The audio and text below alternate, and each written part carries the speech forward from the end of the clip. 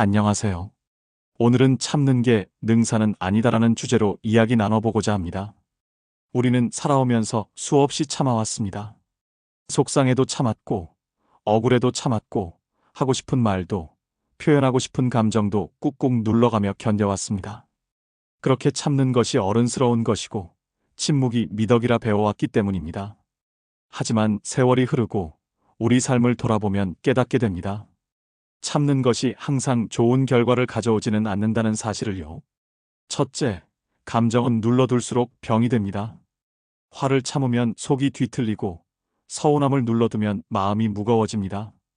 표현하지 않은 감정은 사라지지 않고 마음속 어딘가에 쌓여 상처로 남게 됩니다. 특히 분노와 억울함은 누를수록 몸과 마음을 병들게 만듭니다.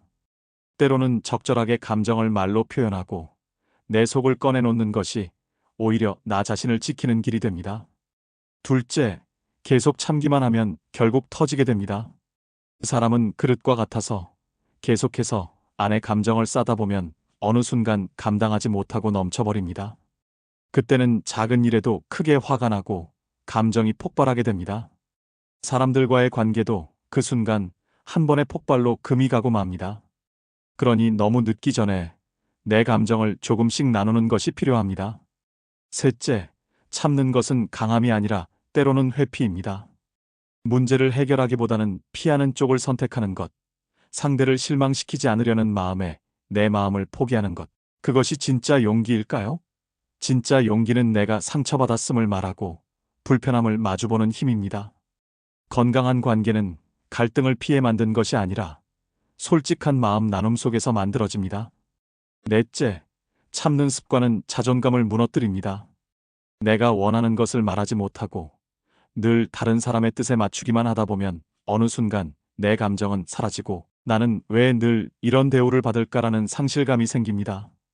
그렇게 생긴 상처는 타인에 대한 실망을 넘어서 결국 나 자신을 향한 불신으로 이어집니다.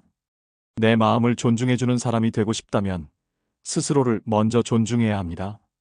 다섯째, 때로는 아니요라고 말할 줄도 알아야 합니다. 부탁을 거절하지 못해 내 시간을 내주고 내가 감당하지 못할 책임을 떠안게 되는 경우가 많습니다. 그럴수록 내 삶은 점점 내 것이 아닌 것처럼 느껴지게 됩니다. 거절은 미움이 아니라 자신을 지키기 위한 선택입니다. 모든 사람을 만족시킬 수는 없습니다. 때로는 단호하게 선을 그을 줄 아는 것도 삶의 균형을 지키는 방법입니다. 여섯째, 참고 넘긴다고 해서 상대가 변하지는 않습니다. 어떤 사람은 참아주면 고마워하기보다는 더 무리하게 요구하기도 합니다. 이 정도는 괜찮겠지라는 생각으로 선을 넘는 경우가 반복되면 결국 내가 더 힘들어집니다. 처음부터 내가 불편한 점을 차분하게, 그러나 분명히 표현하는 것이 오히려 관계를 건강하게 만듭니다. 일곱째, 진심은 숨기면 닿지 않습니다. 우리는 참는 것이 상대를 배려하는 것이라 생각하지만 상대는 내 감정을 모른 채 오해를 하거나 내가 괜찮은 줄로만 착각하게 됩니다. 그러다 결국 마음이 멀어지고 거리감이 생기게 됩니다. 진심을 말하지 않으면 진짜 소통은 이루어지지 않습니다. 침묵보다 용기 있는 대화가 관계를 지켜주는 열쇠가 됩니다. 살면서 참아야 할 때도 분명 있습니다. 하지만 모든 것을 참기만 해서는 내 마음도 관계도 지킬 수 없습니다. 감정을 솔직하게 표현하는 것, 내가 원하는 바를 말하는 것, 불편한 상황에 아니오라고 말하는 것이 모든 것이 우리 인생 후반전에 꼭 필요한 용기입니다. 지혜로운 인생은 무조건 참고 넘기는 삶이 아니라 때로는 멈춰서서 말하고 내 뜻을 분명히 하는 삶이라고 생각합니다. 오늘 이 이야기가 누군가에게 너무 오래 참고 있던 마음을 조금은 풀어주는 시간이 되기를 바랍니다. 함께 해주셔서 감사합니다. 다음 영상에서 또 인사드리겠습니다.